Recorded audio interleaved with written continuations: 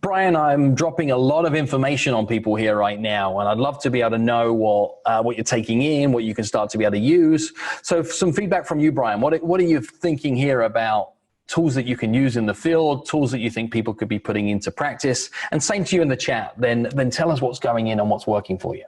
Yeah, two things specifically that I was writing down is the just imagine and you really weaving in the motivation. So figuring out first what's the motivation, but not, and so I've seen, kind of not the right or the wrong way, but where it wasn't as effective, meaning maybe you get the motivation of one person, but there's a whole buyer's table. So right. Getting the motivation of all the participants, the key people, the people that can kill a decision behind the scenes, and are they motivated by fear, logic, emotion, like you said, and then really collecting evidence to address each one, so that you can get them on your side rather than just either pitching the company or going after the main decision maker while a bunch of people underneath maybe aren't the same way, same personality, etc. So really digging into the motivation though across the whole buyer's table, but also the just imagine, same thing. When you collect all that evidence, I think it's, when you see different presentations over the years, sometimes it's just about the product of the company rather than the setup of, hey, I had a conversation with so-and-so, so-and-so, and this is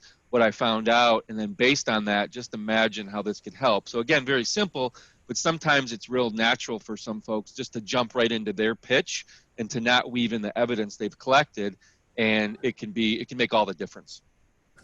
Yeah, completely. And quick question in here from Stephanie that says, it's true that buyers are 75% of the way down a customer journey before they even engage with a sales rep. How does this stuff work in digital channels?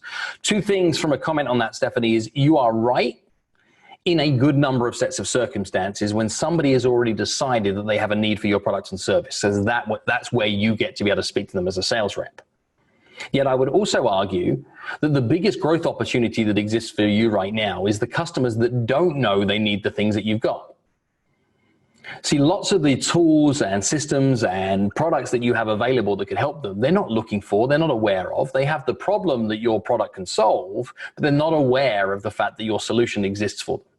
So a giant part of your job description is to interrupt somebody's day for long enough to help uncover a problem that they weren't so clear that they had, and then present them with your solution and do it as a marketplace of one. So that is a factor for many of us as salespeople. We do have to go create opportunity as well as just service the opportunity that comes to us. Yeah, answering your direct question of how do you deal with this in a digital format is you think about that conversational piece. You hit the show me that you know me button.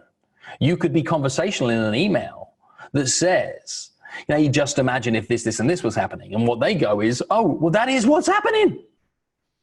Therefore, they are far more likely to be able to move forward with your product. Our ability to use curiosity as a lever to pull people closer to your offering, which would be things like find out why hundreds of people are rushed to blank product. Oh, enough curiosity for me to want to lean in and find out more. There's so much more you can do with this in copywriting, and that's not really where we're at today, but think the principles apply to all areas and treat everything as a conversation. Even if you're not involved in both sides of it, both sides still happen up here in your prospect.